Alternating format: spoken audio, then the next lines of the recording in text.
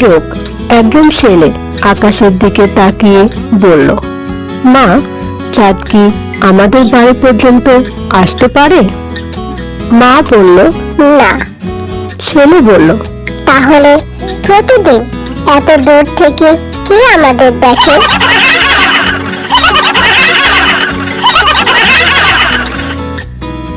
যোগ বন্ধু বলল, তুই এত মোটা হচ্ছিস কেন?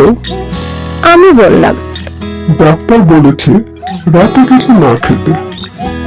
বন্ধু বলল, তাহলে? আমি বললাম, রাতে শুধু ফ্রিজ খুলে দেখি আর একটু খেয়ে ফেলি।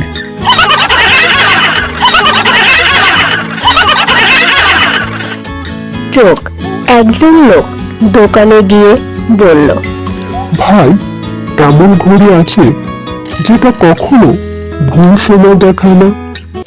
দোকানদার বলল, আছে। লোকটি বলল, কোথায়? দোকানদার বলল, যেটা বন্ধ হয়ে গেছে।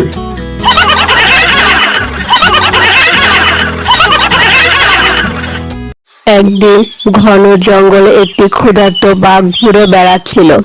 হঠাৎ সে দেখতে পেল একটি ছোট সাদা ছাগল ঘাস খাচ্ছে।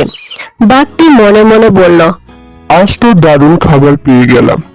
বাঘ ধীরে ধীরে ছাগলের দিকে এগিয়ে গেল। ছাগল বাঘকে দেখে একটু ভয় পেল, কিন্তু সে খুব বুদ্ধিমান ছিল। সে তাড়াতাড়ি একটি পরিকল্পনা করলো। ছাগল জোরে বলল, ও, তুমি কি সেই বাঘ যে নাকি জঙ্গলের রাজা হতে চাও? বাঘ অবাক হয়ে বলল, হ্যাঁ, কিন্তু তুমি এটা কিভাবে জানো? ছাগল বলল, আজ জঙ্গলে বড় সভা আছে। যে বাঘ সবচেয়ে শক্তিশালী প্রমাণ করবে সে হবে জঙ্গলের রাজা। বাঘ খুব খুশি হয়ে বলল, তাহলে আমাকে কি করতে হবে? ছাগল বলল, আগে ওই পাহাড়ের উপরে দৌড়ে যাও, সবাই ওখানে অপেক্ষা করছে। বাঘ আর দেরি না করে দ্রুত পাহাড়ের দিকে দৌড়ে গেল।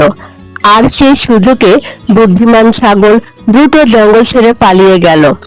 বাঘ পাহাড়ে গিয়ে দেখে সেখানে কেউ নেই। তখন সে বুঝতে পারল ছাগল তাকে বোকা বানিয়ে পালিয়ে গেছে।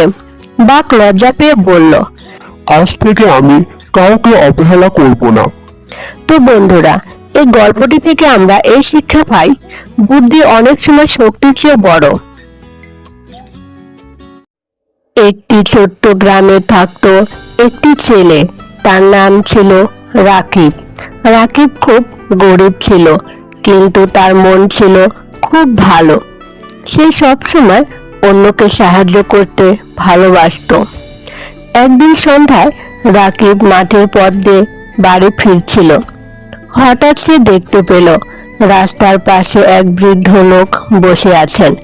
তার হাতে একটি ছোট্ট ভাঙা প্রদীপ।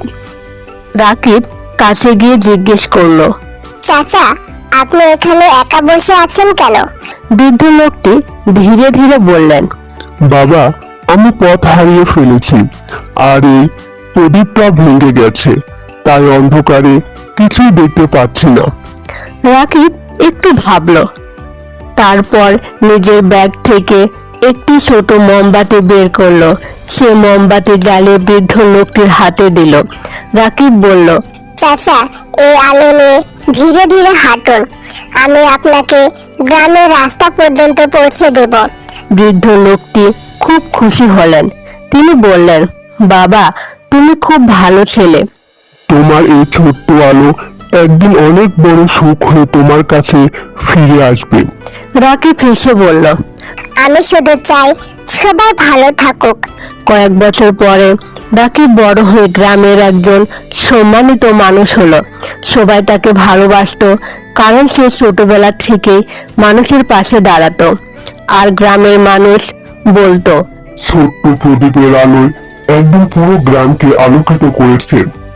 তো বন্ধুরা, এই গল্পটি থেকে আমরা এই শিক্ষা পাই, একটি ভালো কাজও একদিন বড় সুখ হয়ে ফিরে আসে।